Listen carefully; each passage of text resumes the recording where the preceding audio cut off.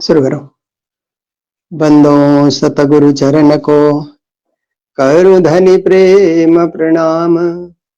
अशुभ हरण मंगल करना श्रीदेव चंद्र जी नाम। श्री प्राणनाथ तुम सत्य हो, तुमसे चलत जहाज। मैं अधीन करनी नहीं बाह गृहे की लाज। मंगल कृष्ण प्रणाम है मंगल धर्म प्रकाश। मंगल सुंदर साथ है मंगल धाम उजास। मंगल सुंदर साथ है मंगल धाम उजास। बोलो श्री प्राणनाथ प्यारे की।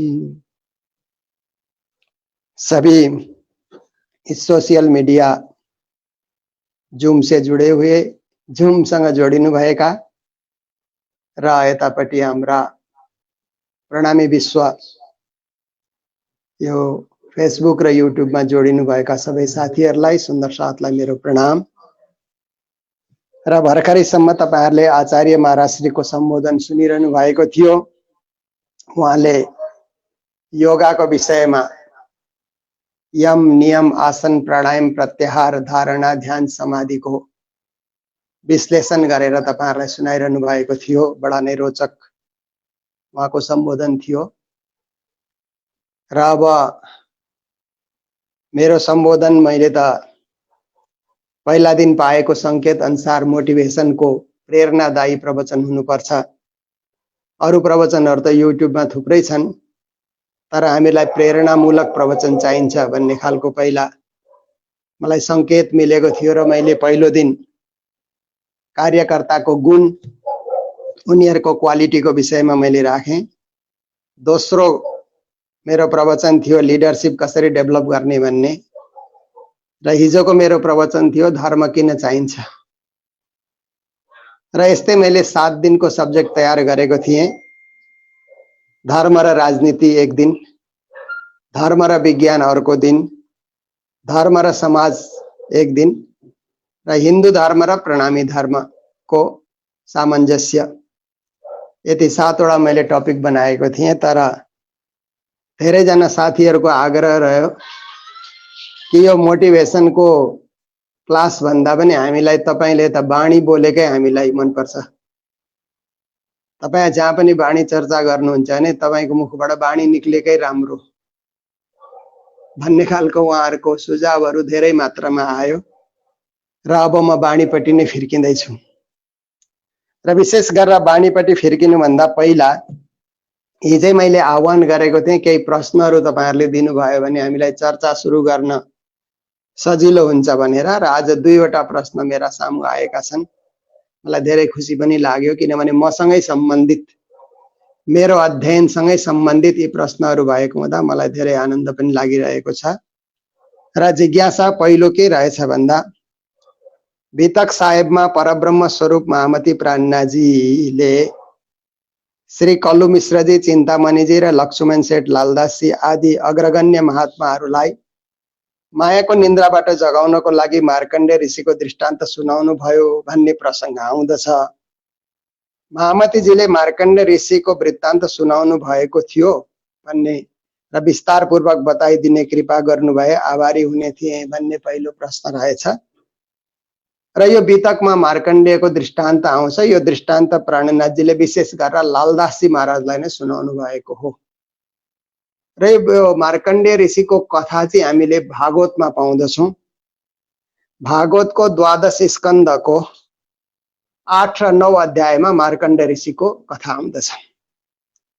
र प्राणनाथजीले त्यही नै कथा लालदासजीलाई सुनाइदिनु भयो, जो वितकमा हामी सुन्दछौं प्रतिवर्ष वितककारहरूको मुखारविन्दबाट कि मार्कण्डेय ऋषिले धेरै तपस्या गरेपछि नरनारायण भगवानको दर्शन पाउनु भएछ र वरदान माग वरम ब्रूही भन्दाखेरि चाहिँ हे प्रभु तपाईको माया ज्यादै जटिल छ, अचम्मको छ भन्ने मैले सुन्दछु र कृपा गरेर तपाईको माया देखाइदिनुहोस् न एक झलक भनेर ऋषिले माग्दाखेरि नरनारायण भगवानले माया देखाइदिनुहुन्छ उनी त्यो नदी किनारामा गएर यसो चन्दन घस्दा घस्दै त उनलाई मायाको त्यो आवरण आइलाग्दछ।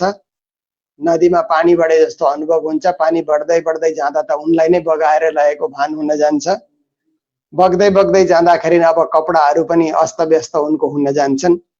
यस्तो स्थितिमा कहीँ कुनै पक्रिने चिज नपाएर डुब्दै निक्लिँदै पानी पिउँदै एकदम हताश भएर निराश भएर उनी बगिरहेको स्थितिमा त्यति बेला कतिवटा ढुङ्गाहरूसँग ठोकिएर कतिवटा काँडाहरू उनलाई भिजेर त्यस्तो पनि हुन्छ बग्दै जाँदा।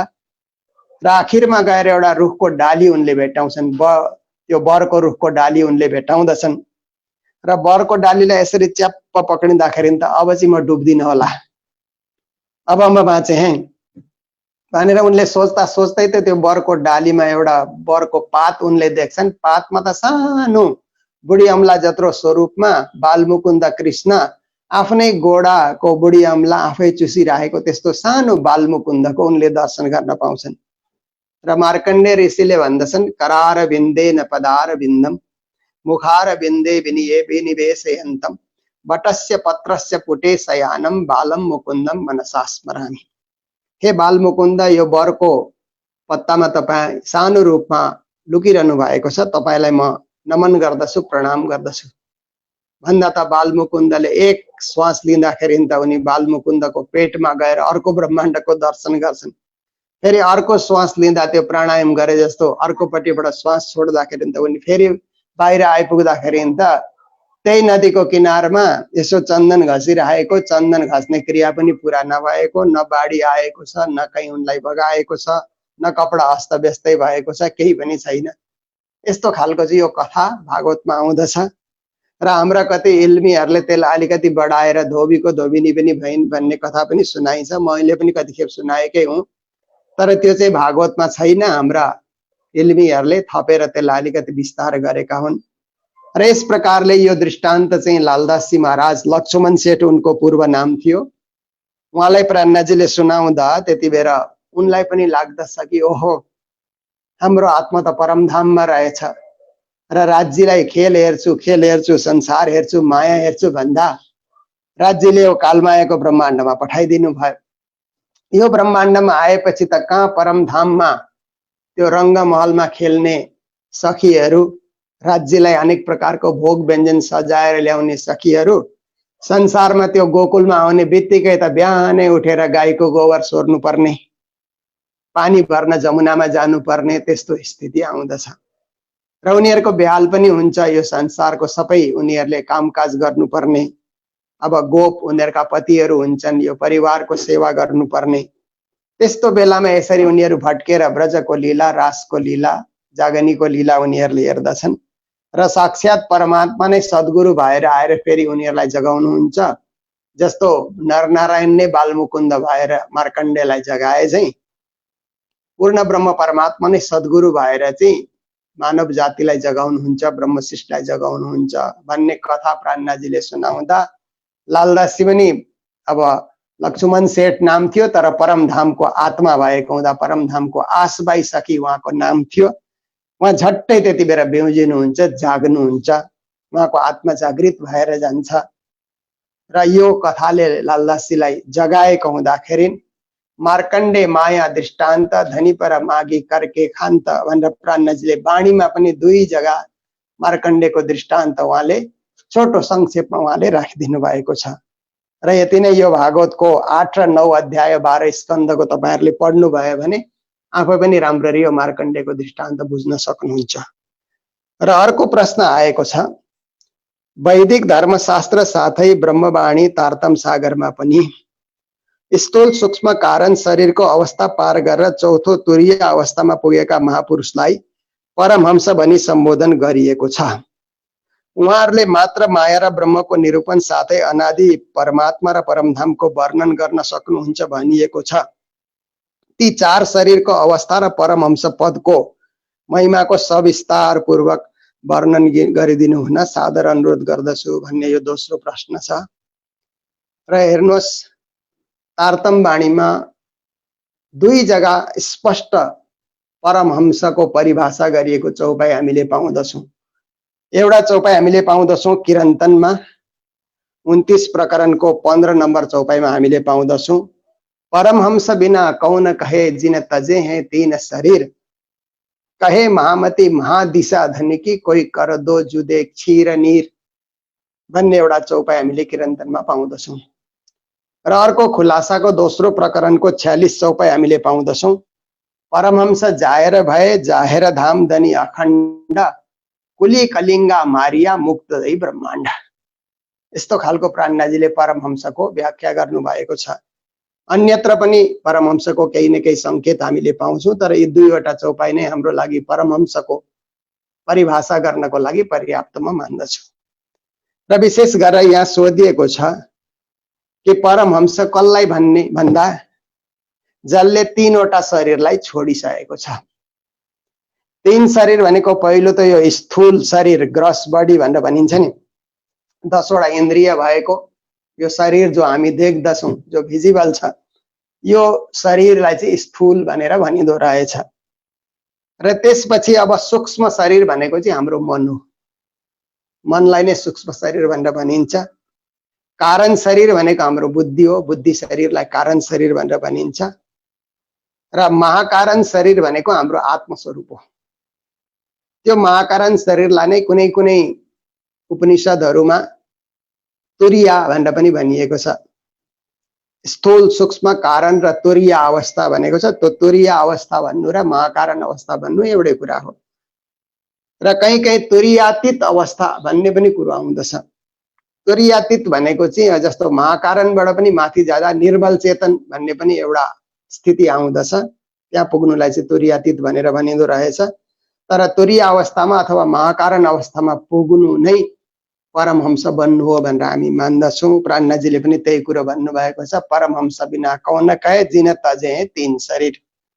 र परमहंस हुँदाखेरि चाहिँ के रहेछ भन्दा यो शरीर जुन स्थूल शरीर हामी देख्दैछौं, यो स्थूल शरीरमा मोह माया, म मेरो शरीर मेरो परिवार भन्ने खालको शरीरमा जुन आसक्ति छ, एट्याचमेन्ट जुन छ शरीर प्रति हाम्रो, त्यो एट्याचमेन्टलाई चाहिँ हामीले खतम गरेको हुनु पर्दछ। शरीरको माया, शरीरको ममता, शरीरको स्नेहबाट हामी माथि उठिसकेको हुनु पर्दछ। र त्यसरी अब स्थूल शरीरबाट हामी अलिकति माथि उठ्यौं अरे शरीरको हामीलाई चिन्ता छैन। चिन्ता नहुँदा के हुन्छ भन्दा अहिले मलाई तिर्खा लाग्यो, भोक लाग्यो, सुत्न मन लाग्यो भन्ने खालको त्यस्तो खालको यी शारीरिक क्रियाहरू हामीमा रहँदैन। 2-4 घण्टा पछि खान पाए पनि ठिकै छ, नपाए पनि ठिकै छ, सुत्न पाए पनि ठिकै छ, नपाए पनि ठिकै छ, कोही बेला पानी नै पिउन पाइएन भने पनि हामीलाई ठिकै छ। त्यस्तो अब शरीरको मोह ममता रहेन। र अब सूक्ष्म शरीर भनेको मन हो। मनको चञ्चलतालाई हामीले रोक्न सक्नु पर्दछ। जस्तो गीतामा कृष्णले भन्नुभएको छ नि कि चञ्चलम हि मनः कृष्ण प्रमाथि बलवदृढम तस्याहम निग्रहम मन्ये वायुरिव सुदुष्करम। मन चञ्चल छ, त्यो चञ्चल मनलाई चाहिँ स्थिर गर्न हामीले सक्नुपर्छ। हावा भन्दा पनि चञ्चल मन छ है। हावा एकछिनमा कहाँको कहाँ पुग्छ, मन त्यो भन्दा छिटो दौडिन्छ भन्ने खालको गीतामा हामीले सुन्दछौं। र कृष्णले भन्नुहुन्छ मनलाई स्थिर गर्नको लागि दुईवटा मात्रै उपाय छन्। अभ्यासे न तु कौन्तेय वैराग्य न च गृह्यते। अभ्यासले मनलाई वशमा गर्न सकिन्छ या वैराग्यले मनलाई वशमा गर्न सकिन्छ। यी दुईवटा मनलाई वश गर्ने साधन हुन्। यिनीहरूको प्रयोग गरेको हुनुपर्छ।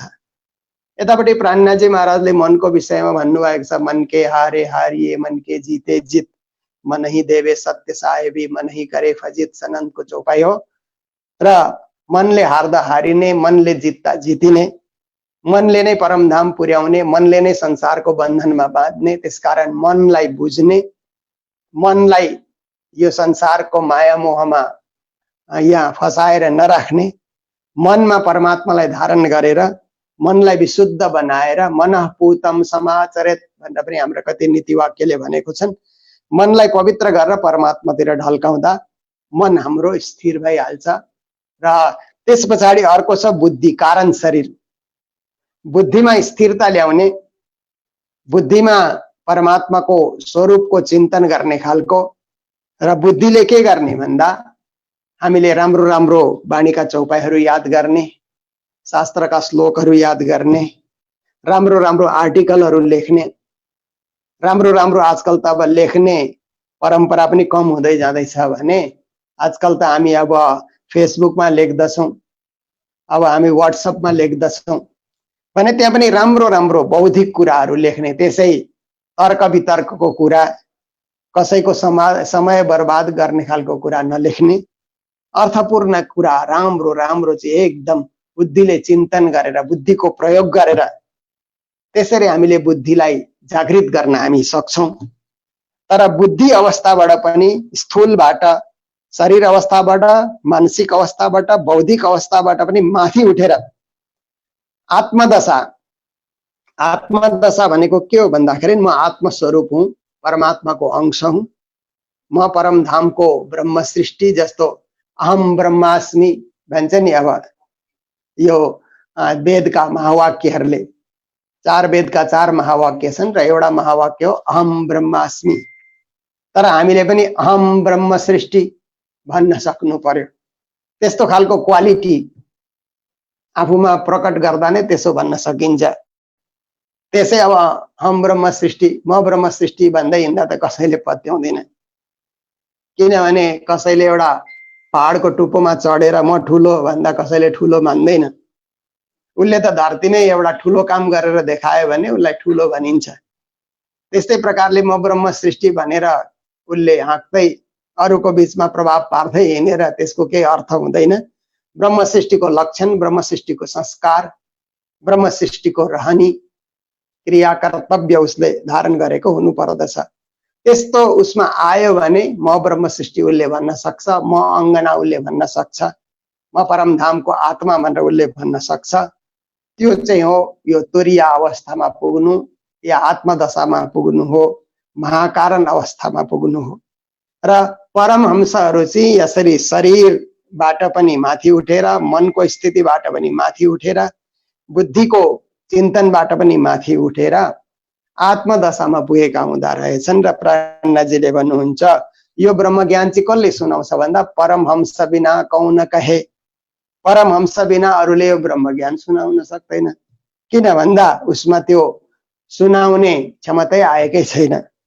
र जिन तजे हैं 3 शरीर जसले चाहिँ 3 शरीरलाई त्यागिसकेको छ। कहे महामती महादिशा धनी की, प्राणजी भन्नुहुन्छ धामधनी त महादिशामा हुनुहुन्छ। यी 10वटा दिशादेखि परको दिशालाई महादिशा भनेर भनिन्छ। परमधाम त महादिशामा छ। कोही करदो जुदे क्षीर नीर, कसैले चाहिँ दूध र पानी अलग अलग गरेर देखाओस्, माया र ब्रह्मलाई अलग अलग चिनाएर देखाओस् भन्ने उहाँको भनाइ हो। र अर्को चोपाइमा भन्नुहुन्छ परमहंस जाहेर भए। परमहंस भनेको ब्रह्म सृष्टिहरू जाहेर भएर गएर हाम्रो समाजमा पनि 12वटा त परमहंस पीठ निश्चित भइसकेको छ। तर परमहंस 12 जना मात्रै भयो भन्ने कुरो होइन। परमहंस त 24 जना भयो होला, 48 जना भयो होला र 100 जना भयो होला। तर कसैको इतिहास पाइँदैन पनि। कतिजना परमहंसहरूले इतिहासै राखेनन्, आफ्नो कृति नै दिएनन्, आफ्नो कुनै स्थान नै बनाएनन्। तर स्थान बनाउने परमहंसमा हामी देख्दछौँ। आज हामीले हेर्यौं भनेदेखि जस्तो बाबा दयाराम साहब भन्दा कर्नालको जुन गादी छ त्यो पन्जाबको गादी हो। अहिले पाकिस्तानमा गयो त्यो मलकहाँस भन्ने जग्गा, त्यहाँ हुनुभएका परमहंस हो। उहाँले जागनी गर्नुभएको हो। र यस्तै प्रकारले परमहंस गोपालदासजी महाराज भन्दा प्रयागमा फुलपुर, त्यहाँबाट अलिकति गाडी फुलपुर भैया भन्ने जग्गा छ, त्यहाँ उहाँले तप गरेर जागनी गर्नुभएको, उहाँ परमहंस हुनुभयो। उहाँको गादी अहिले पनि चलिरहेको छ। र यस्तै प्रकारले अब एकजना मलिहाबादमा मुकुन्दासजी हुनुहुन्थ्यो, परमहंस उहाँ हुनुभयो, उहाँको पनि गादी परम्परा चलि नै रहेको छ। त्यसपछि आएर अब बिहारमा गंगापुरमा परमहंस हुनुभयो अब चेतनदासजी महाराज, उहाँको गादी परम्परा चल्दैछ। अब लखनऊमा मटियारी भन्ने जग्गामा चतुरदासजी महाराज हुनुभयो परमहंस, उहाँको पनि गादी परम्परा चलिरहेको छ। बिहार पटनामा राजापुरमा चिदानन्द भन्ने परमहंस हुनुभयो, उहाँको पनि गादी चलिरहेको छ। र त्यसपछि आएर अब दिल्ली शक्तिनगरमा पनि त्यो पन्जाबकै पाकिस्तानकै एउटा गादी हो, पाकपटनको गादी। दिल्ली शक्तिनगरमा पनि अब परमहंस महाराजको त्यहाँ गादी चलिरहेको छ। र यस्तो प्रकारले अब यो गादी परम्परा चल्दै चल्दै परमहंसहरूको यो परम्परा चल्दै चल्दै हामीले देखेको युगमा भएका परमहंसको चर्चा गर्नु हो भनेदेखि गुरुजी मंगलदासजी एकजना परमहंस, उहाँले यो कालिम्पोङमा धर्मको ठुलो विकास मात्र कालिम्पोङ होइन, कालिम्पोङलाई केन्द्र बनाएर पुरै भारत, नेपाल, भुटानमा उहाँले जागनी गर्नुभएको हो। उहाँलाई परमहंस भनेर भनिन्छ। र परमहंस कृष्ण प्रियाचार्यजी जसले अब गुजरातमा उहाँले जागनी गर्नुभयो, भरोडामा उहाँको गादी छ। र एवं प्रकारले परमहंस रामरतन दासजी महाराज भन्दा शेरपुरमा उहाँको गादी छ, उहाँले पनि धेरै ठुलो जागनी गर्नुभएको छ। र परमहंस जुगलदासजी महाराज अब नेपालमा हेर्दा, जसले नेपालमा जागनी गरेर काठमाडौँमा जागनी गरेर श्रीकृष्ण प्रणामी सेवा समितिको उहाँले रेजिस्ट्रेसन गराउनु भयो नेपाल सरकारमा। त्यस्तो एउटा उहाँले ठुलो कदम उठाउनु भएको हुँदा उहाँ पनि परमहंस हाम्रा समाजका हुनुहुन्छ। यी 12 परमहंसको मैले जति सम्झेसम्म उहाँहरूको गादी परम्परा नाम तपाईहरु माझ राखे। तर धेरै हुनुहुन्छ परमहंस, ती भन्दा पनि बेसी परमहंसका चेला पनि परमहंसै हुँदा रहेछन्। जस्तो दयालदास महाराज नेपालमा राणा कालमा जेल पनि उहाँले भोग्नु भयो, उहाँको ठुलो जागनी थियो। उहाँको चेला जुगलदासजी महाराज हुँदा गुरु पनि परमहंस, चेला पनि परमहंस, यस्तो पनि कति जग्गा देख्न पाइएको छ। र अब अहिले परमहंस भन्दाखेरि चाहिँ अब परमहंसको गादीमा जो आउँदाखेरि ती पनि परमहंसै हुन्छन् भन्ने खालको पनि एउटा एक प्रकारको भनाइ छ। तर अब सबैले म परमहंस भएँ हुन्छु भनेर आफूले सोचेर हुँदैन। यी प्रकारका गुणहरू हामीले वाणीमा बताइएका चौपाइहरू हामीले विकसित गरेर 3 शरीरलाई त्याग्न सकेर 4थो शरीर स्थितिमा हामी पुग्न सक्यौं भने परमहंसको पदमा पुग्न सकिन्छ। र त्यो परमहंसको पदमा मैले म परमहंस भएँ भनेर आफै घोषणा गरेर हुँदैन। यो चाहिँ अब उसको क्रियाकलापले, उसको आचरणले, उसको शिक्षा, उसको चिन्तन, उसको परमात्मा प्रतिको अनुभव, त्यो अनुभवबाट नै ऊ परमहंस हो भनेर चिन्न सकिन्छ। र यस्तो प्रकारले अब मैले जतिसम्म यसको विस्तार गर्न सके र परमहंसको यो परिचर्चा र यसको केही विश्लेषण मैले तपाईहरु माझ राखे। जुन प्रकारको यहाँ प्रश्न सोधिएको थियो र वाणीले जो उत्तर दियो त्यो मैले तपाईहरु माझ राखे।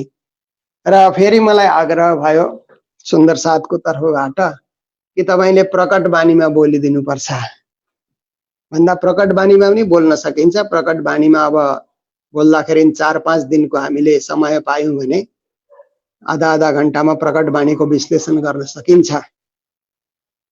तर अब फेरि मलाई लाग्यो प्रकट वाणीमा पुग्नु भन्दा पहिला प्रणामी धर्मको ज्ञानको 5 खण्ड पनि त हामीले चिनेको हुनुपर्छ। ज्ञानको 5 खण्डलाई हामीले बुझेको हुनुपर्दछ। र ती प्रणामी धर्मको ज्ञानको 5 खण्डमा पहिलो खण्ड के रहेछ भन्दा तारतम वाणी, जो 14 भागमा 14 किताबमा 14 खण्डमा लेखिएको छ। 14 खण्डको संयुक्त रूपलाई तारतम सागर भनेर हामी भन्दछौं। र त्यो तारतम सागरको 14 ग्रन्थको केही सार संक्षेप विश्लेषण राख्ने पनि एउटा जरुरी। त्यसै त सुन्दर साथले वाणी पढि नै रहनुहुन्छ, तथापि हर ग्रन्थमा के छ त भन्ने कुरो पनि राख्न सकिन्छ र यसमा पनि हामी गम्भीर चिन्तन गर्न सक्छौं। र अर्को कुरो हाम्रो दोस्रो खण्ड, हाम्रो प्रणामी धर्मको ज्ञानको दोस्रो खण्डमा वितक आउँदछ। वितक पनि 12 वटा लेखिएका छन्। लालदासजी महाराजको वितकलाई हामी सर्वप्रथम वितक भनेर मान्दछौं। त्यसपछि वृत्तान्त मुक्तावली लेखियो, लीलारस सागर लेखियो, तारतम सागरको वितक लेखियो र आएर मेरा चरित्र भनेर वितक लेखियो, निजानन्द चरितामृत भनेर लेखियो, निजानन्द सागर भनेर लेखियो। र वितक लेख्ने क्रम पोथी खुमानकी भनेर एउटा गद्यमा वितक पनि हामीले पाउँदछौं। यस्तो प्रकारले वर्तमान दीपक भनेर गुजराती भाषामा हामीले वितक पाउँदछौं। हुँदै हुँदै आएर वर्तमानमा धेरै जनाले, जस्तो नेपालीमा पनि वितक लेखियो, छन्दमा पनि वितक लेखियो, 2 जनाले नेपाली छन्दमा वितक लेखिसकेको छन्। र यस्तै प्रकारले हिन्दी जगतमा पनि अहिले पनि वितक लेखिँदैछ। र मैले पनि अब एउटा वितक लेखुँ न त, वितक लेख्ने परम्परामा म पनि जान्नु पर्यो भनेर वितक विमर्श भन्ने प्रवचनको आधारमा एउटा वितक तयार गरेर धेरै लोकप्रिय बनेर गएको छ र वितककारहरूलाई एउटा गाइड बुक जस्तो पनि बन्न गएको छ। र यी पुराना प्राचीन वितक हेर्दा लगभग 12 वटा वितक हामीले भेटाउँछौँ र अहिले अब आधुनिक कालमा लेखिएका वितकहरू 5-7 वटा हामीले भेटाउँछौँ। यस प्रकारले मुख्य पहिलाका वितकलाई हामीले मान्नु भने 12 वटा वितक समाजमा छ भने वितक यो हाम्रो वितक भनेको हाम्रो हिस्ट्री हो, हाम्रो धर्मको इतिहास हो र वाणी भन्दा हाम्रो धर्मको फिलोसफी हो। र अब यो दुईटालाई वितकलाई पनि हामीले अब ती 12 वटा वितकमा के कस्तो कुरोहरू उहाँहरूले लेख्नु भएको छ त्यसमा पनि चर्चा गर्न सकिन्छ। यो ज्ञानको दोस्रो खण्ड हो र ज्ञानको तेस्रो खण्ड हाम्रो सेवा पूजा हो। हामी बिहान बेलुका सेवा पूजा गर्छौँ। घर गृहस्थमा रहँदा 2 प्रहरको सेवा पूजा मात्र विधान गरिएको छ, तर हाम्रा मन्दिरहरूमा अष्टप्रहरको सेवा छ र सेवा पूजाको पनि अष्टप्रहर भन्दा 8 खण्ड रहेछ नि त सेवा पूजा भित्रै। र एक एक प्रहरमा अब परमधामसँग जोडिएर प्रथम प्रहरमा हामी यहाँ सेवा पूजा गर्दैछौँ भने परमधाममा के हुँदैछ त्यति बेला राज्य कहाँ हुनुहुन्छ त्यो सबै मिलाएर राज्यको अनुभव गर्दै गर्दै हामीले सेवा पूजा गर्यौँ भने त्यो प्रथम प्रहरको सेवा सार्थक हाम्रो भएर जान्छ। फिर दोस्रो प्रहर परमधाममा के लीला हुँदैछ पहिला त त्यो हामीलाई जानकारी हुनु पर्यो। त्यसपछि त्यही अनुसार हामीले सेवा गर्दै गयौँ। जस्तो पद्मावतीपुरी धाम पन्नामा तपाईहरु देख्नुहुन्छ वितकमा अष्टप्रहरको सेवा भनेर आउँछ र त्यो अष्टप्रहरको सेवामा चाहिँ प्राणनाथजीलाई सबै मिलेर सेवा गरेको। त्यो के हो भन्दा प्राणनाथजीले एउटा पूजा पद्धति विकसित गर्नको लागि त्यो एउटा वर्कसप उहाँले चलाउनु भएको, प्र्याक्टिकल गरेर देखाएर एउटा पूजा पद्धति सिस्टम बसोस्, प्रणामी सिस्टम सुरु गर्नको लागि उहाँले प्रत्यक्ष गरेर देखाउनु भएको। अब प्रोफेसरहरुको हामीले गोष्ठी गर्दा उनीहरुले वितक पढे भने के भन्छन् भने प्राणनाथजी त एकजना साधकको रूपमा साधना गर्दै गर्दै पैदल हिँडेर भोकभोकै हिँडेर देश जागरण, राष्ट्र जागरण, मानवताको जागरणको लागि हिँड्नु भयो। पन्ना पुगेपछि छत्रसालजीले यति चीज चढाएर यति सेवा उनले गर्न थाले कि प्राणनाथजीको साधना नै छोडाइदिए भन्ने खालको चाहिँ यो प्रोफेसरहरुको दृष्टिकोण हुँदो रहेछ। तर हामीले हेर्दा प्राणनाथजीले साधना छोड्नु भएको होइन, प्राणनाथजीले एउटा प्रणामी सिस्टम सुरु गराउने बेला आइसकेको थियो। देवचन्दजी महाराजले केही अंशमा सुरु गराउनु भयो, प्राणनाथजीले त्यसलाई चाहिँ एकदम पूर्ण विकसित गरेर अष्टप्रहरमा त्यसलाई विभक्त गरेर आउने पिढीलाई पिढी दर पिढी 400 साल पछि पनि यो धर्म 400 साल होइन युगौं युग तक यो धर्म चलिरहोस् भन्ने त्यो किसिमको चाहिँ एउटा उपासना पद्धति दिनको लागि उहाँले त्यो सेवा पूजाको सृजना गर्नु भएको हो, अष्टप्रहर पूजाको। र त्यो अष्टप्रहरको पूजा पनि हामीले बुझ्ने चिन्तन गर्ने त्यो पनि हामीले मौका लिनु पर्दछ। त्यसपछाडि ज्ञानको चौथो खण्डमा विराट छ। अब हाम्रो जुन विराटको नक्सा हामी माझ छ त्यो अत्यन्तै दुर्लभ नक्सा छ, किनभने संसारमा सब धर्मावलम्बीहरूको मरिसकेपछि अब सबैले भन्छन् नि मोक्ष, मानव जीवनको लक्ष्य के रहेछ भन्दा मोक्ष साधनमेव परम पुरुषार्थ भनेर नीतिहरूले भनेको छ। मनुष्य जीवनको अर्थ हो मोक्ष पाउनु, बाँचिसकेपछि उसले मोक्ष पाओस्, फेरि यो 84 को चक्रमा नपरोस् भने मोक्ष कहाँ छ त भन्दा कसैले पितृलोकलाई मान्ने, कसैले स्वर्गलाई मान्ने, कसैले वैकुण्ठलाई मान्ने, कसैले अष्टावरणलाई मान्ने, कसैले ज्योति स्वरूपलाई मान्ने, कसैले अब माथि गएर नारायण भगवानलाई मान्ने, कसैले गायत्रीलाई मान्ने, कसैले शून्य निराकारलाई मान्ने, कसैले प्रणव ब्रह्मलाई, कसैले गौलोक धामलाई, कसैले केवल धामलाई, अक्षर धामलाई। यस्तो प्रकारले चाहिँ यो अब सबैको आफ्नो आफ्नो मोक्ष रहेछ र मोक्षको सिँढी सबैले निर्धारण गरेका रहेछन्।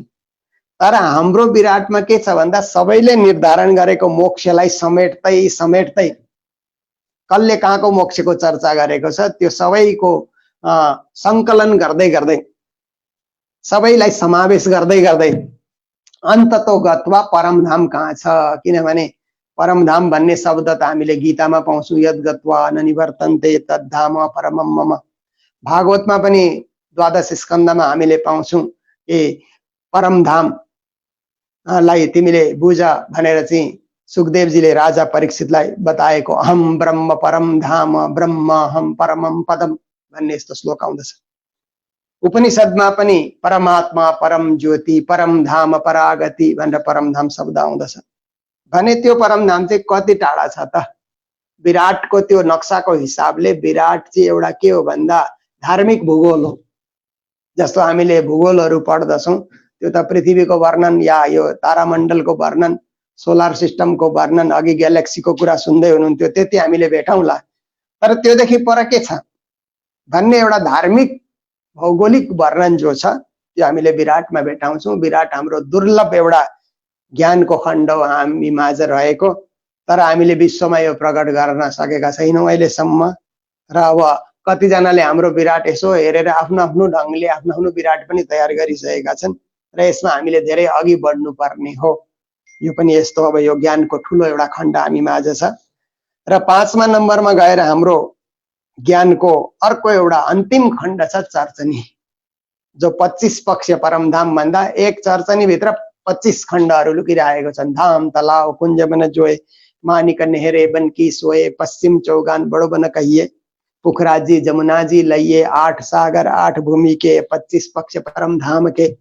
परमधाम का 25 पक्ष रंगमहल कस्तो छ रंगमहलको स्थिति कस्तो छ किनभने चर्चनीमा यति मिठो त्यहाँ टाउन प्लानिङ कलम कम्बिनेसन र सिस्टमेटिक प्रकारले चाहिँ त्यो परमधामको नक्सा बनाइएको छ मलाई एकचोटी जब मंगलधामको निर्माण काल थियो निर्माण सुरु हुँदै थियो त्यतिबेला 3-4 जना सिभिल इन्जिनियरहरू भेला भएर मंगलधाम कसरी बनाउने भनेर त्यहाँ बस्दाखेरि एकछिन मैले तल गुरुजीको रुममा लगेर परमधामको केही झलक ल्याउन मंगलधाममा र हाम्रो परमधाम चाहिँ यस्तो छ 10 भूमिकाको यस्तो खालको छ रंगमहल भनेर उहाँहरुलाई बताउँदै गएको त आधा घण्टामा त चारै जनाले भन्नुभयो लु यो हामी सुन्न सक्दैनौं यो हाम्रो बसको कुरो छैन यो अब धार्मिक कुरो हो हामी यसमा केही पनि हाम्रो गर्ने छैन र हामी हाम्रो प्रकारले नक्सा बनाउँछौं तपाईहरु पास गर्नुहोस् त्यो चाहिँ यहाँ बन्न सक्छ र यस्तो परमधाम संसारमा उतार्न गाह्रो छ उहाँहरुले भन्नुभयो भने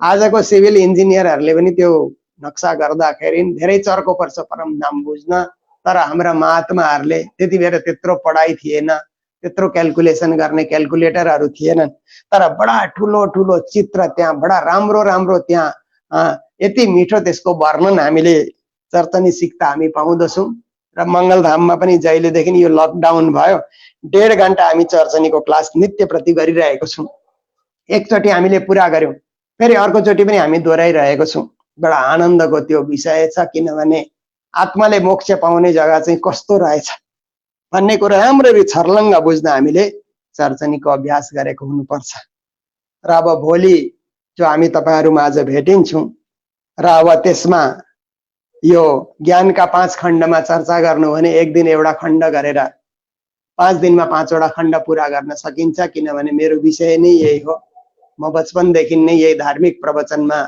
लागेको हुँदा यो ज्ञानको 5 खण्डमा पनि बोल्न सकिन्छ र बाणीमै 14 खण्ड छन् भने त्यसैमा पनि 14 दिनसम्म एक एक ग्रन्थलाई लिएर बोलौं भन्दा त्यसमा पनि बोल्न सकिन्छ र होइन प्रकटवाणी मात्रै सुन्ने भन्दा 5 दिन प्रकटवाणीको पनि चर्चा गर्न सकिन्छ र भोलि तपाईहरुको अब यस्तै आज जसरी 2 वटा प्रश्न आए एवं प्रकारले भोलि पनि म माझ प्रश्न आयो र प्रकटवाणी नै गर्नु भन्ने खालको तपाईहरुको सहमत रह्यो भने म प्रकटवाणीमा नै भोलि जाने छु र आफ्नै विषय हो आफूले नै चर्चा गरी आएको यो चीज हो यसमा कुनै नौलो चीज छँदै छैन र हामी सबैले धर्मनिष्ठ बनौं यत्रो यो लकडाउन भएको बेलामा विश्व आतंकित भइरहेको बेलामा यस्तो समयमा हामीले केवल आध्यात्मिक चिन्तनले नै आफूलाई मजबुत बनाउन सक्छौं र अहिले अब लाइफ र डेथको सवाल भने जस्तो मर्ने र बाँच्नेको सवाल भने जस्तो त्यस्तो स्थिति छ र अरु कुनै योजना गरौं भन्ने खालको पनि त्यस्तो सोच्ने बेला अहिले छैन अहिले चाहिँ कसरी बाँच्ने कसरी समाजलाई बचाउने कसरी देशलाई बचाउने भन्नेमा नै हामीले चिन्तित हुनु पर्दछ र मेरो कारणले अरूलाई रोग नसरोस् भन्नको लागि मैले जोगिएरै बस्नुपर्छ जतिसम्म हुन सक्छ म जोगिएर बसौं भन्ने त्यति नै हामीले विचार राखेर आफ्नो आध्यात्मिकतालाई ज्यादा विकसित गरेर लैजाने अध्यात्ममा ज्यादा हामी डुब्ने कोसिस गर्ने र अर्को कुरो आयुर्वेदिक चीजहरु जे पनि छ किनभने हाम्रो देश हाम्रो हिन्दू धर्म हाम्रो परिवेश भनेको आयुर्वेदमा बेसी विश्वास राख्ने परिवेश हो र आयुर्वेदिक जति पनि जडीबुटीहरु त्यस्ता केही छन् भनेदेखि जतिसम्म हामीले जानेको बुझेको हामीले प्रयोग गर्दा आफ्नो खानपिनमा भोजनमा पनि त्यसको प्रयोग गर्दाखेरि हामीमा एउटा बाँच्ने शक्ति क्षमता अझै बढेर जाला र सबभन्दा ठुलो क्षमता त राज्यकै कृपा हो। श्री राज्यको कृपाले सबै सकुशल भएर जाओस्, विश्व मंगल, विश्व शान्ति, विश्व आरोग्य भएर जाओस् भन्ने नै यही नै हामी मंगल कामना व्यक्त गर्दै गर्दै आजको मेरो यो समय पनि पूरा हुन आइरहेको छ र फेरि भोलि हामी भेटिने छौं र यस्तै हाम्रो यो छोटो मिठो कार्यक्रम अगाडि बढाउँदै लैजाउँ। सबैलाई मेरो करबद्ध प्रेम प्रणाम। बहुत बहुत आभार गुरुजी। अत्यन्त राम्रो प्रसङ्गमा हामी अगाडि बढिराखेका छौं। हामी साथीहरूको बीचमा छलफल गरेर भोलि कुन प्रसङ्गलाई अगाडि बढाउने भन्ने कुरा गुरुजीलाई पूर्व जानकारी गराउने छौं। प्रणाम, आभार, प्रणाम।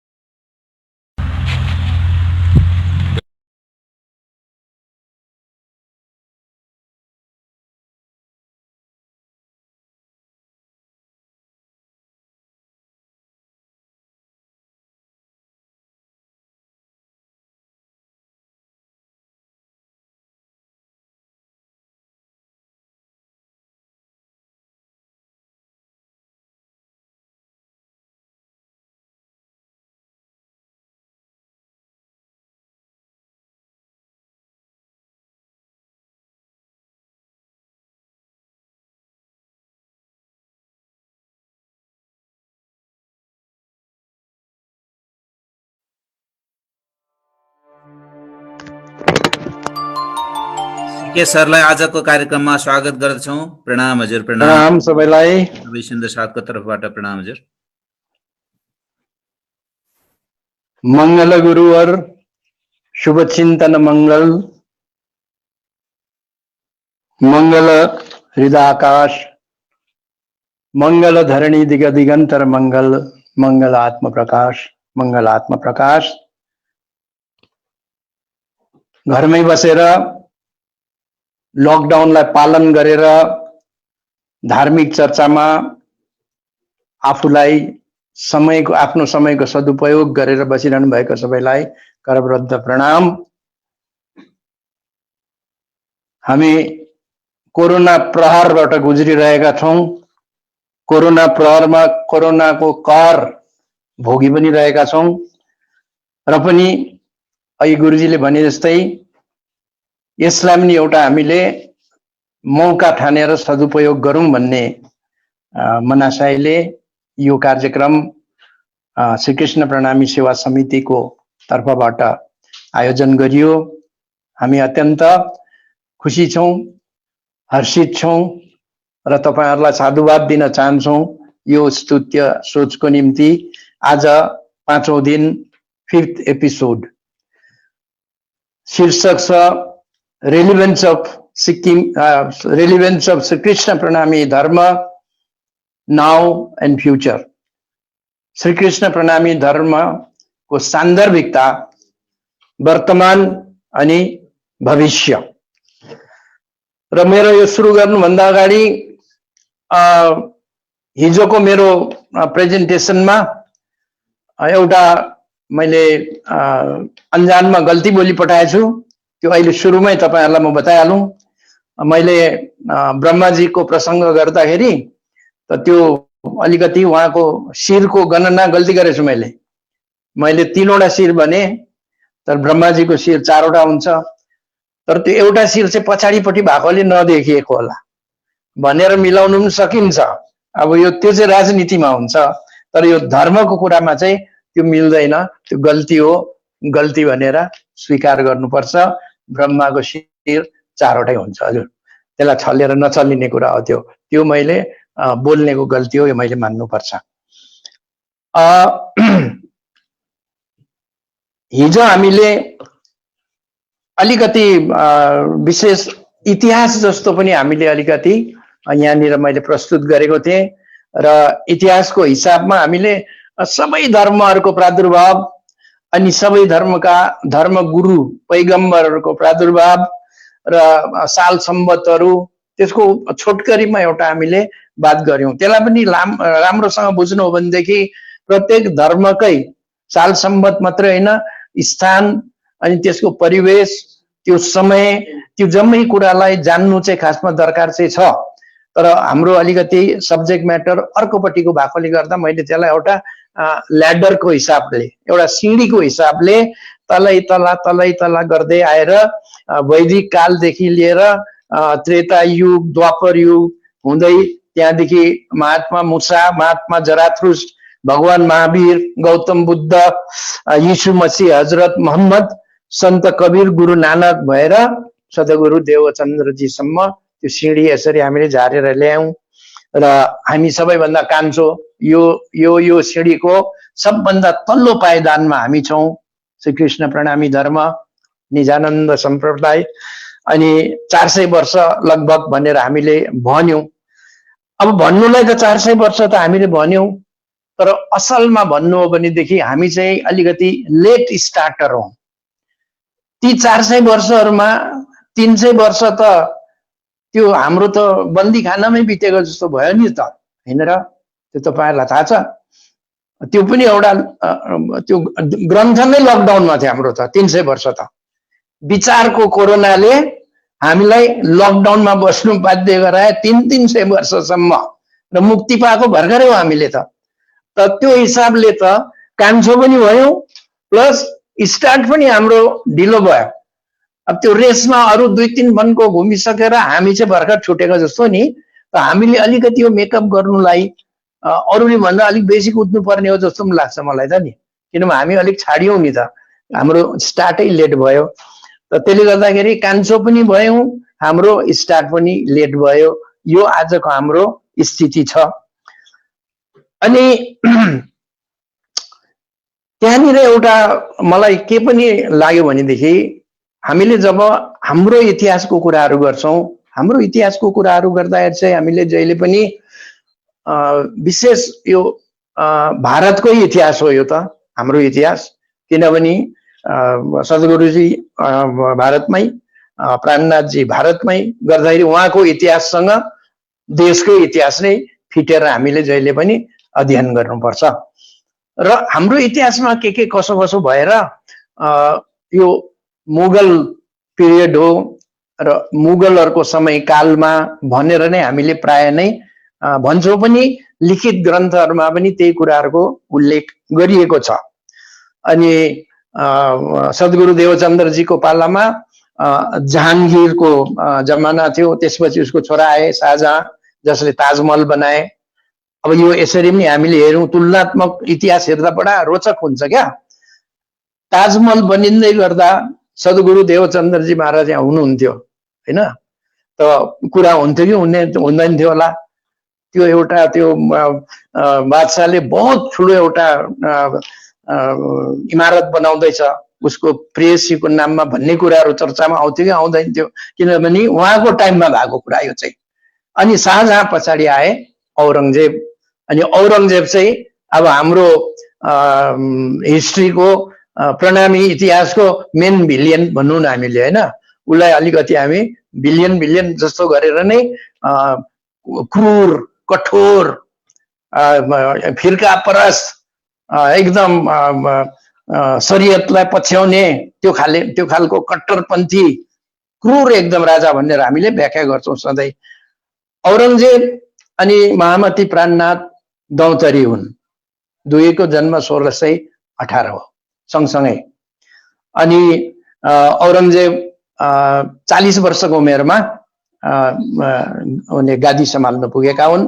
त्यसको मतलब महामती पनि त्यस समयमा 40 सालकै थिए।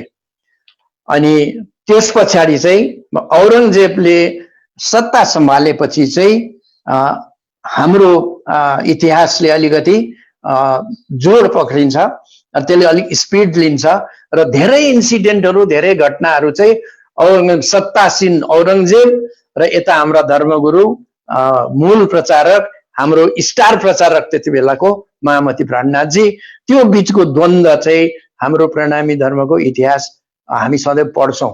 वितकमा सालै पछि त्यसको उल्लेख हुन्छ, व्याख्या हुन्छ। तर एउटा चिज चाहिँ त्यहाँ अलिकति छुटेको जस्तो लाग्छ। विज्ञजन सुन्नु हुँदैछ तपाईहरु सबैजना बसेर, तपाईहरु धर्मका मर्मज्ञ हुनुहुन्छ, ज्ञान छिप्पेको देखि वितक वर्षै पछि सुन्नेहरु पनि हुन्छ, तपाईहरु रिपिट गरेर एकदम रिपिट टेलिकास्ट भएको जस्तो त्यो वितक घरिघरि सुन्नुहुन्छ। मलाई एउटा छुटेको पोर्सन चाहिँ के लाग्छ भनेदेखि चाहिँ यो जुन चाहिँ पिरियडको हामी बात गर्दैछौँ, जुन अवधिमा महामती प्राणनाथ औरंगजेबहरुको जुन चाहिँ टसल जुन द्वन्द्वका कुराहरू गर्दैछौँ, त्यो साल सम्मतको हिसाबले चाहिँ भारतमा ईस्ट इन्डिया कम्पनी 1600 सन ईस्वीमा आइसकेको, अंग्रेजहरू आइसकेका थिए 1600 मै। अनि 1618 मा जब महामती प्राणनाथको जन्म भयो त्यति बेलासम्म उनीहरू 18 वर्ष पुरानो भएर खुट्टा जमाइसकेका थिए। त्यो धेरै अगाडि नै उनीहरू आइसकेका हुन्। अनि भन्नु नै भने जहांगीरकै पालीमा बंगालको क्षेत्रमा 2-3 वटा फ्याक्ट्री लगाइसकेको पनि इतिहासमा कता कता चर्चामा आउँछ। अनि त्यसपछि शाहजहाँको पालीमा पनि औरंगजेबको पालीमा पनि अन्त यिनीहरू उता पण्डिचेरीपट्टि गएर जहाँनिर पोर्तुगालीहरूले पहिला आएर आफ्नो सिक्का जमाइसकेका थिए, बिजनेस थालिसकेका थिए, त्यहाँ गएर उनीहरू पोर्तुगालीहरूसँग मिलेर उनीहरूबाट अनुमति लिएर त्यो क्षेत्रमा मुम्बईको छेउछाउमा र मध्य भारततिर पनि उनीहरूले आफ्नो व्यापार फैलाइसकेका थिए। अनि सुरतमा पनि उनीहरूले सरकारी अनुमति लिएर फ्याक्ट्रीहरू बसाइसकेका थिए, व्यापार वाणिज्य चलिरहेको थियो। त त्यसको मतलब अंग्रेज शासनको र अंग्रेज विचारधाराको, अंग्रेज व्यापारको पनि त्यति बेलासम्म भारतमा निकै चलखेल थियो भनेर हामीले बुझ्छौं ऐतिहासिक हिसाबले गर्दाखेरि। तर त्यो कसो कसो भएर हाम्रो त्यो जुन चाहिँ धार्मिक इतिहास छ, जुन चर्चा छ, त्यसमा त्यति साह्रो त्यसले महत्त्व नपाएको जस्तो उल्लेख धेरै थोरै पाउँछौं हामी।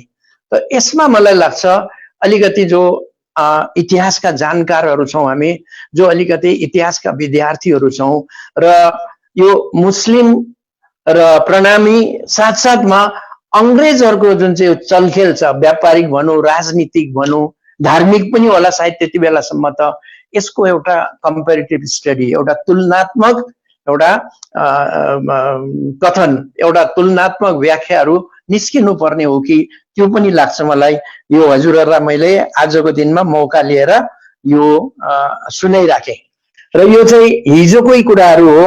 हामीले आफू कहाँ छौं, वेयर डु वी स्ट्यान्ड, हामी कहाँ उभिएका छौं, विश्व परिप्रेक्ष्यमा हाम्रो उभाइ कहाँनिर हो, हामी कुन दर्जामा छौं र यो कालक्रमको हिसाबले, काल विभाजनको हिसाबले हामी कति अघि छौं कति पछि छौं भन्ने एउटा छोटकरीमा सजिलोसँग बुझ्ने एउटा पाराले यो एउटा हिजो हामीले यसलाई चर्चा गर्यौं। र आज अब 5औं दिनको थाल्नुलाई म अब तयारी भएँ र 5औं दिनको थाल्नु अगाडि फेरि पनि एउटा सोधाइ चाहिँ पाएको छु मैले।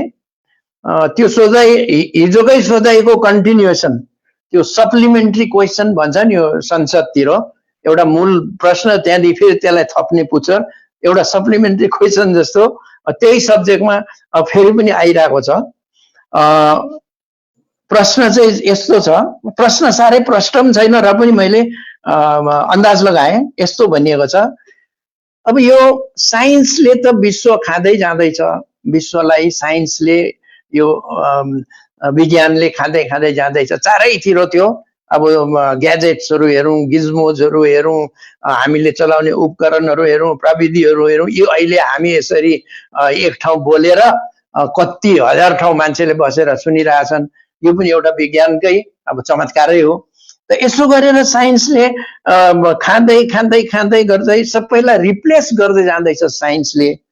त यसो हुँदा हुँदा त एक दिन साइन्सले भगवानलाई पनि रिप्लेस गर्नु सक्दैन, यसले त भगवानलाई पनि रिप्लेस गर्ला भगवानै जतिको भएर। अन्त भगवानै रिप्लेस भइसकेपछि धर्म चाहिँ कहाँ बस्छ? भगवानै बिना त धर्म हुँदैन फेरि। त यो विज्ञानको जुन प्रगति छ यो कहाँसम्म पुगेर थामिन्छ? यसले त सबै चिज गर्नु सक्छु जस्तो पाराले अगाडि बढिरहेको छ। यसको प्रगति हेर्दाखेरि चाहिँ यसले डल्लै खान्छ जस्तो छ। त्यो सबै रिप्लेस भयो भनेदेखि चाहिँ अन्त धर्म चाहिँ धर्मको स्थान कहाँ हुन्छ भनेको जस्तो प्रश्न छ। यस्तै बुझेँ मैले। अब झट्टै सुन्दा त अब त्यो के अरे बिजुलीको घट्टा आयो, अब जाँतो कहाँ जान्छ भनेको जस्तै हो यो चाहिँ, होइन? तर भगवान त जाँतो होइन। त्यो अनि फेरि त्यो रिप्लेस पनि अब त्यो गाडीको ब्रेक लाइनिङ रिप्लेस गरे जस्तो पनि होइन।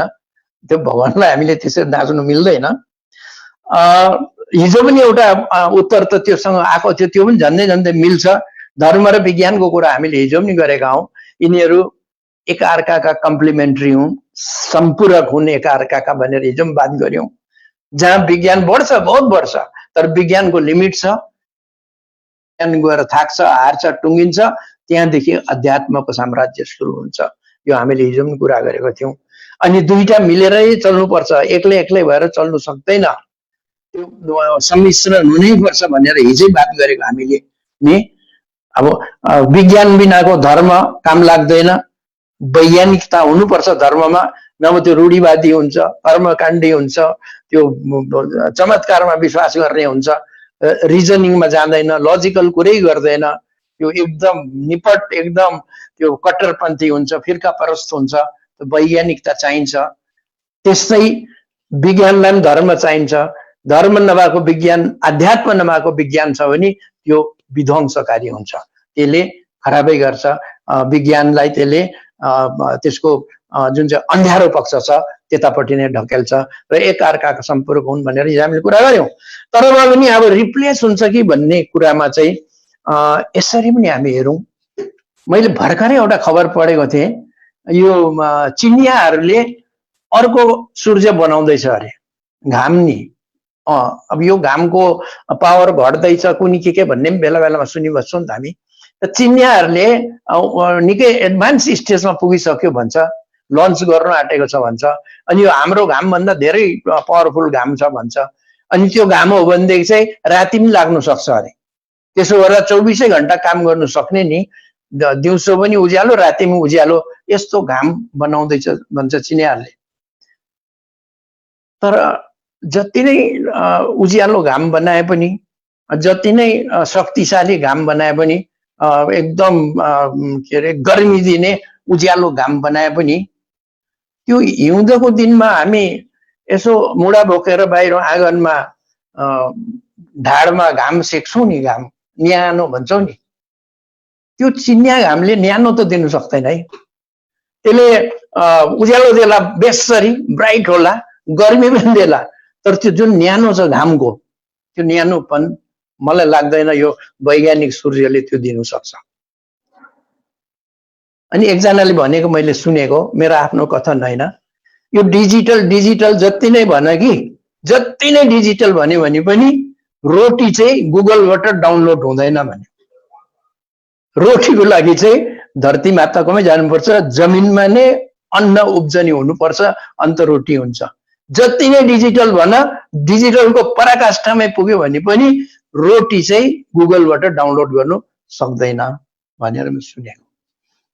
अनि त्यस्तै अर्को छ,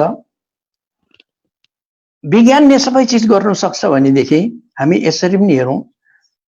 अब आमा छ, आमाको काखमा नानी छ, नानी भर्खर स्तनपान गरेर निदाउँदैछ, त आमाले त्यो लल्लरी गाउँछ नि, आओ नानी लै लै भन्ने त्यो सुनाउँछ गीत हैन, एउटा ट्युन छ त्यसको। यदि विज्ञानले कुनै त्यस्तो आमा बनाए अरे, अनि त्यो आमाको काखको जुन चाहिँ टेम्परेचर छ त्यो पनि त्यति नै बनाउन सक्छ नि त विज्ञानले त। आमाको काखको टेम्परेचर नापेर त्यही तापमान त्यो बनौटे आमामा पनि बनायो, अनि काखको न्यानोपना पनि त्यस्तै राखिदियो। अनि त्यो हात, आमाको हात पनि जुन रियल आमाको हातले टाउको जसरी मुसार्छ त्यही स्पिडमा, त्यतिकै हल्का पाराले त्यही स्पिडमा टाउको यसो मुसार्ने, त्यो पनि विज्ञानले गर्नु सक्ला हो हैन। अनि ट्युन त हुबहु निकालिदिन्छ विज्ञानले, आओ नानी भनेर त एकदम उनले नोट टु नोट गरेर उसले ट्युन पनि निकाल्छ। आमाको काख पनि छ, तातो पनि त्यस्तै छ, नरम पनि त्यस्तै छ, टाउकोमा हात घुमाइको स्पिड पनि त्यस्तै छ, अनि त्यो जुन चाहिँ आमाले गाउने लल्लरी छ त्यो पनि एकदम त्यस्तै छ। सबै चिज मिल्यो नि, तर विज्ञानले त्यो काम हुँदै गर्दाखेरि, त्यो क्रिया हुँदै गर्दाखेरि आमाको जुन ममत्व छल्किन्छ नि नानीमाथि, आमाको जुन स्नेह छल्किन्छ नि नानीमाथि, आमाको जुन माया अनि आमाको जुन चाहिँ ममता स्नेह जुन चाहिँ भित्रबाट नि, त्यो चाहिँ विज्ञानले कसरी बनाउँछ होला?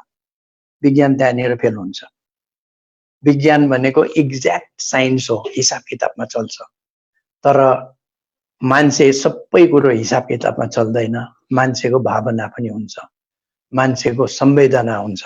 त्यसले गर्दाखेरि विज्ञानले यो क्षेत्रमा केही पनि गर्नु सक्छ जस्तो मलाई चाहिँ लाग्दैन। विज्ञानले ट्रुथ निर्माण गर्नु सक्दैन, सत्य निर्माण गर्नु सक्दैन विज्ञानले। हामी सत्य बनाउँछौँ भनेर विज्ञानले सत्य निर्माण गर्नु सक्दैन। यो एकदम नहुने।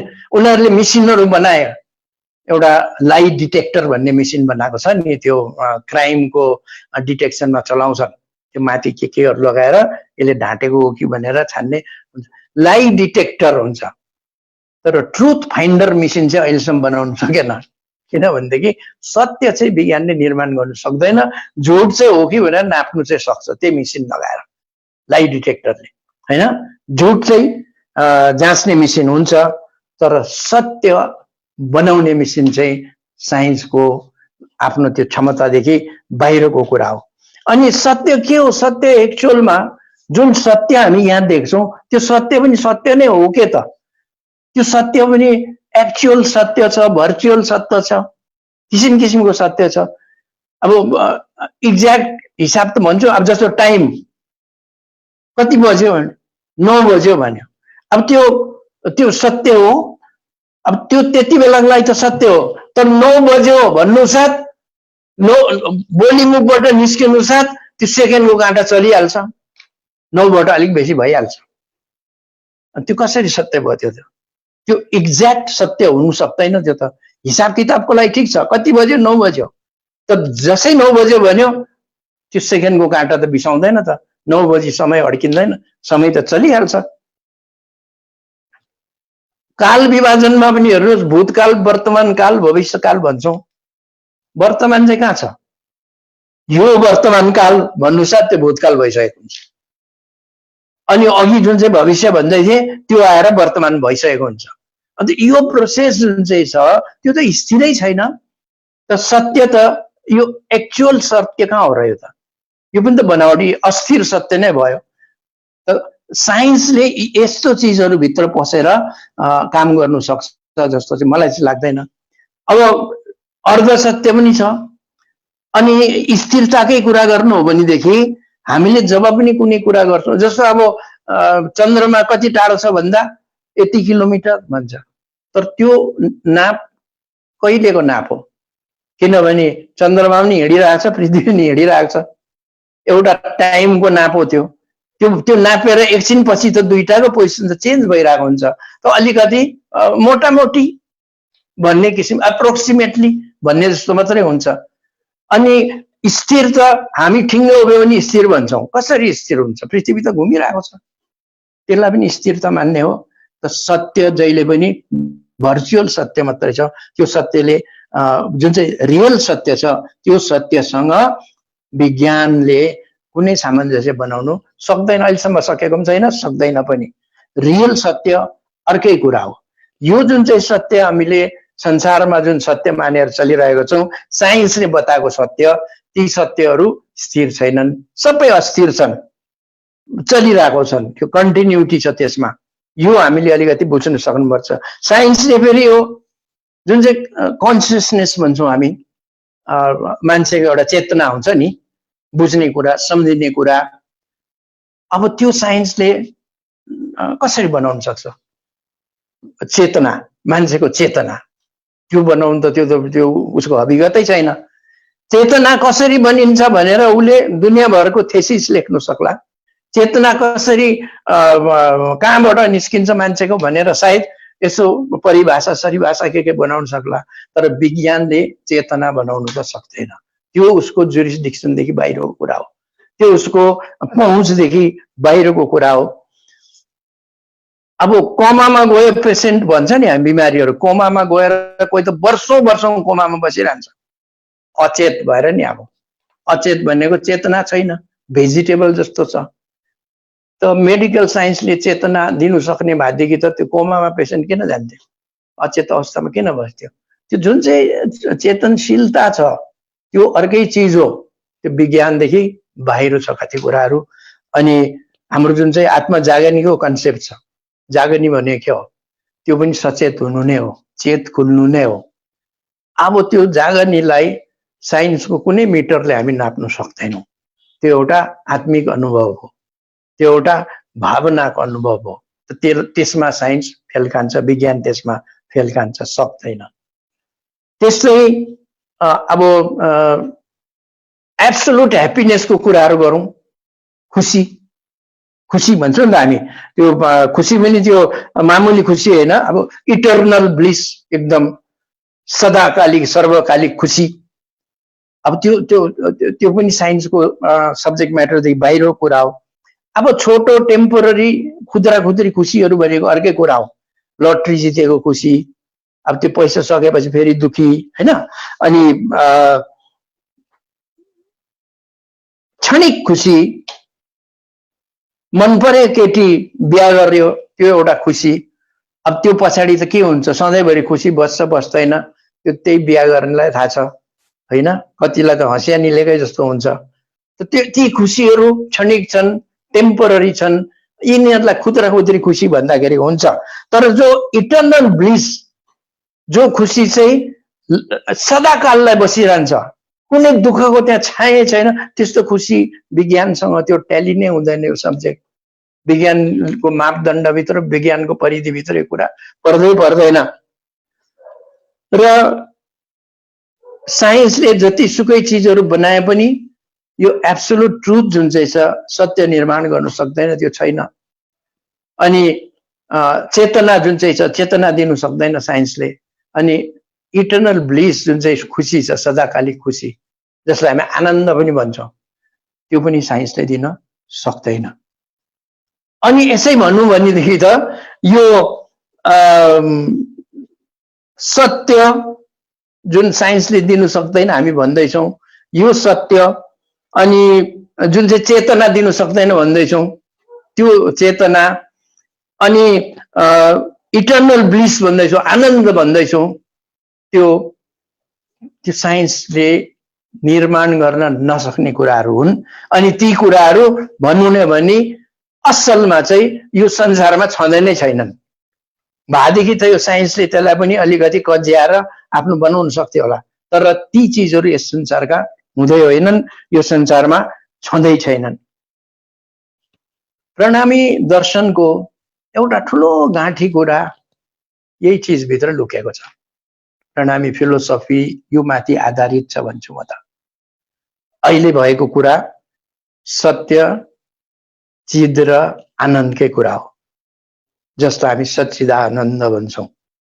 सत्य पनि यहाँनिर छैन, भएदेखि विज्ञानले कज्याउनु सक्थ्यो, पक्रिनु सक्दैन, ट्रुथलाई इन्भेन्ट गर्नु सक्दैन, निर्माण गर्नु सक्दैन त्यो ट्रुथलाई। अनि चेतनालाई पनि साइन्सले पकडमा ल्याउन सक्दैन। इमोसनको कुराहरू, सेन्टिमेन्टका कुराहरू, भित्रका अन्तर्निहित भावनाका कुराहरू, आत्मिक कुराहरू, त्यसमा साइन्सको पहुँचै छैन। त्यसरी नै आनन्द जुन चाहिँ छ, ब्लिस, इटर्नल ब्लिस, सदाकालिक आनन्द खुसी, त्यो साइन्सको पहुँचदेखि बाहिरको कुरा छ। अनि यी तीनैवटा तत्त्वहरू यस संसारभित्रका जिनिस हुँदै होइनन्, यहाँ छैन। खालि हामी त्यसको एउटा प्रतिछाया, एउटा रहर गरेको जस्तो मात्रै हो, हैन? त्यो के अरे केराको त्यो बोट काटेर केटाकेटी घोडा चढेर घोडा बनाएको जस्तो मात्रै हो। घोडा खेल्छ नि त्यो केराको थाममा, काटेर बाँसको खुट्टाहरू लगाएर चढेर हाइट गरेको मात्रै हो, एक्चुअल घोडा चाहिँ होइन। घोडाको त्यो एउटा स्वरूप बनाएर मनले घोडा घोडा भनेको जस्तो मात्रै हो। सत्य पनि यहाँ छैन, चेतन पनि यहाँ छैन, आनन्द पनि यहाँ छैन। भएदेखि विज्ञानले त्यसलाई डुप्लिकेट गरेर के बनाए पनि सक्छ होला, छैन। अब गाँठी कुरा चाहिँ के छ भनेदेखि जब यी चिजहरू यहाँ छँदै छैन भनेर हामी जब भन्छौँ यसरी आरामसँग, त छँदै छैन भनेदेखि अन्त कुन चाहिँ अगम ज्ञानीले, कुन चाहिँ महामानवले आएर चाहिँ यो कुरा चाहिँ बुझायो? जुन छँदै नभएको चिजलाई चाहिँ कसरी चाहिँ बुझाएर कसरी थाहा पायो यस्तो चिज पनि हुन्छ है भनेर चाहिँ कसरी थाहा पाउनु? यहाँ चाहिँ छैन त्यो चिज, तर मनमा चाहिँ त्यो लागिरहेछ यस्तो चिज हुन्छ भनेर। त्यो चाहिँ कसरी हुन सक्छ? How is it possible? यो कसरी चाहिँ यो सम्भव छ? हुँदै नभएको, देख्दै नभएको, सुन्दै नसुनेको र यहाँनिर वास्तव रूपमा छँदै छैन त्यस्तो चिजलाई चाहिँ छ भनेर चाहिँ त्यो जानकारी त्यो मनमा चाहिँ कसरी हुन सक्छ? निजानन्दी सम्प्रदायको दर्शनको र सिद्धान्तको गाँठी कुरा यो एउटा छ। यसलाई हामीले यसरी बुझ्नुपर्छ। सजिलोको लागि मैले एउटा कथा सम्झ्यौं।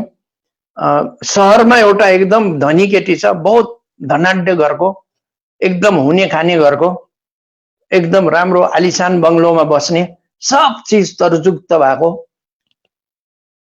तर अब उसको प्रेम भयो एउटा त्यसै गाउँको एकदम अब गरिब केटासँग।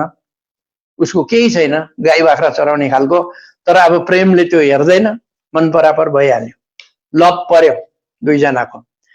अन्त जिद्दी गरेर के मरि हत्या गरेर त्यो केटीले म सेरिएर मर्छु यहीसँग जान्छु भने के त्यो अब त्यो सिनेमा कथाहरू जस्तो गरेर बिहा नदी भएन। तँ पछताउँछस् भन्यो, पछताउँदिन, म यसँग सुखी बस्छु भन्यो।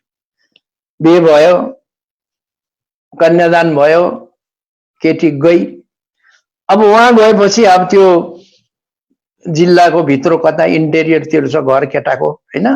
बाख्रा खोर कुखुरा खोर भएको त होला नि, घाँस काट्नु जानुपर्ने, के धाराबाट पानी ल्याउनु पर्ने, त्यो सबै। अब त्यहाँ गएर उसले के गर्छ,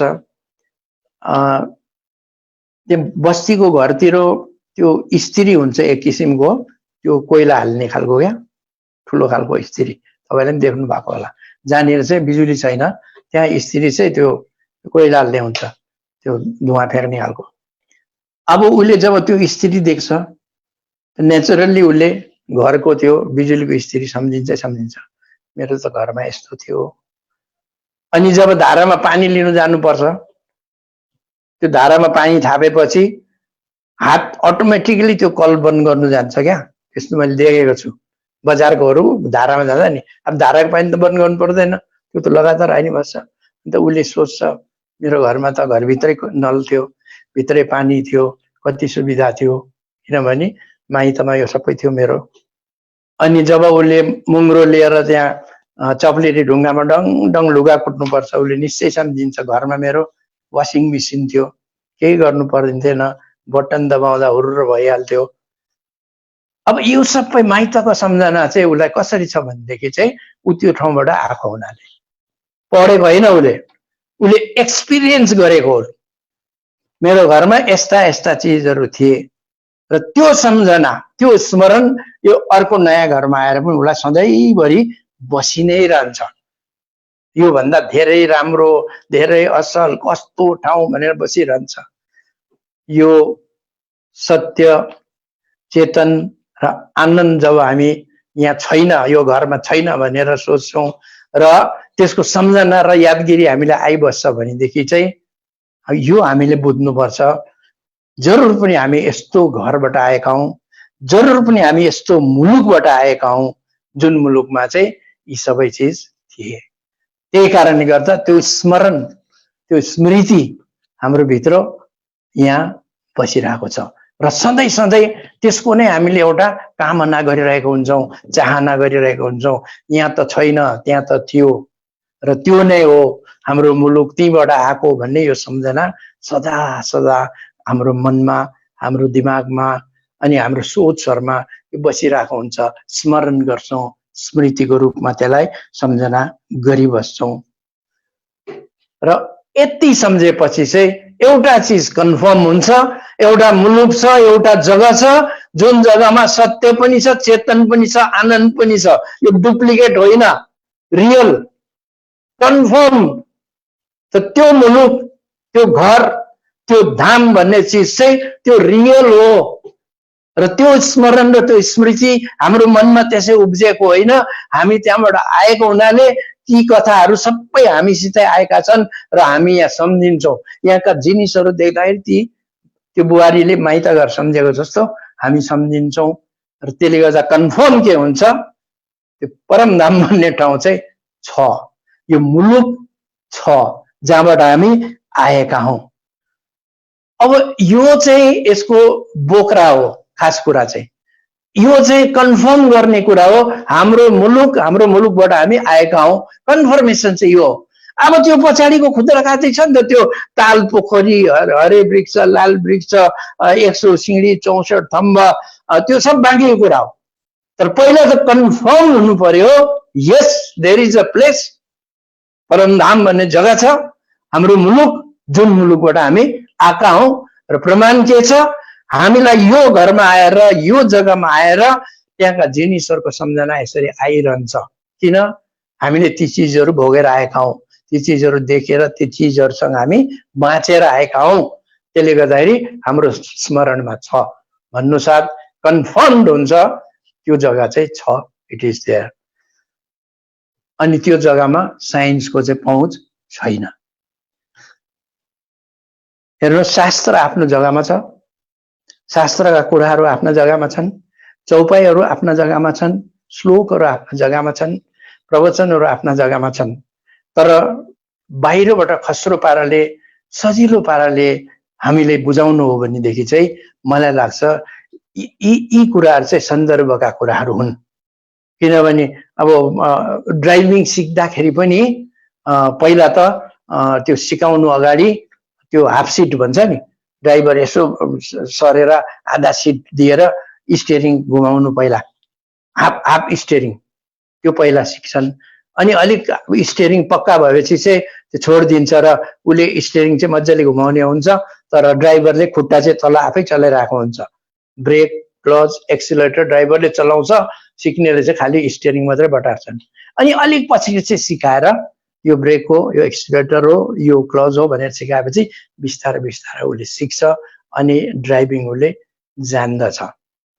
त सिकाउने तरिका पनि त्यही हो, सजिलो चीजबाट नै हामीले सिकायौं भनेदेखि अनि उसलाई जब उसले गाडी चलाउँछ उसलाई इन्ट्रेस्ट लाग्न थाल्छ। अनि ड्राइभिङमा उसलाई इन्ट्रेस्ट लाग्छ, गाडी डुइँया चलाएर खिड्कीबाट यसो हेरेर अलिकति आफूलाई फुर्ती पनि गर्छ उसले, म एकदम गाडी चलाउँदैछु भनेर, त्यो उसको चासो जागृत हुन्छ। तर गाडी सिकाउनेलाई चाहिँ पहिल्यै ल्याएर चाहिँ बनेट खोलेर चाहिँ यहाँ हेर भन्यो भने त त्यो त मुर्छा परिहाल्छ नि त। त्यहाँ भित्र त दुनियाँभरको तार सार, ब्याट्री, इन्जिन, अनि हेर यो इन्जिन यति पावरको हो, यो डाइनामो यति पावरको हो, यसले यति एम्पियर दिन्छ, अनि यो हो, यो स्टार्टर यो हो, यो अन्त त्यो त बेहोस हुन्छ त गाडी कहिले सिक्नु। मलाई लाग्छ यो क्रम जुन चाहिँ छ सिक्ने क्रम, त्यो क्रम पनि हामीले सहज गरेर पहिला चाहिँ हाफ सिटबाट, हाफ स्टियरिङबाट गाडी चलाउनु कमसेकम उसलाई चासो इन्ट्रेस्ट आएर गाडी चल्नु थालेपछि, उसलाई मजा लाग्नु थालेपछि अनि बनेट खोलेर देखाउँदा हुन्छ। त हामी चाहिँ सुरुमै बनेट खोलेर पनि देखाइदिन्छ कोही बेला कि, अन्त अत्तालिएर त्यहाँ भोलिदेखि सिक्नु आउनै मान्दैन, है सक्दैन, यो त बहुत साह्रो रहेछ भन्छ। उसलाई इन्ट्रेस्ट त्यति बेला मात्र आउँछ जब उसलाई लाग्छ कि मैले सिक्दैछु है, मैले जान्दैछु है, गाडी चल्यो है, मैले पनि चलाउँदा। यो सिक्नु पायो भनेदेखि उसले पछि त्यो जरुर पनि बनेट खोलेर त्यो भित्रको जुन चाहिँ मेकानिजम छ, इन्ट्रिकेसिस छ, त्यो पनि उसले बुझ्ने कोसिस गर्ला है। र समय भइसकेछ र आजको यो अलिकति मैले आफ्नो मुलुकको कुरा आज थालेको छु र यो मुलुकबाट हामी आएका हौं भन्ने कुरा कन्फर्म कसरी गर्नु भन्ने कुराहरुमा हामीले सजिलो सहजतापूर्वक एउटा नयाँ अप्रोचले यो कुरा हामीले गर्यौं र भोलि अब यसैलाई हामी कन्टिन्यू गरेर 6-9 दिनको जुन चाहिँ एउटा प्रेजेन्टेसन छ त्यो म तयार बनाएर आउँला र तपाईहरुले ध्यान दिएर सुन्नुभयो त्यसको लागि म अत्यन्त कृतज्ञ छु र सबैलाई अब भोलि भेट्ने भाषा गर्दै आजको यो पाठ यहीँनिर सकिएको म घोषणा गर्दछु। सबैलाई प्रेम प्रणाम मङ्गल प्रणाम। प्रणाम प्रणाम श्री केशर, धेरै धेरै धन्यवाद। व्यवहारिक पक्षलाई अत्यन्त राम्रोसँग प्रस्तुत गर्नु भएको छ। धेरै धेरै धन्यवाद। प्रणाम। यता अब हामी साथी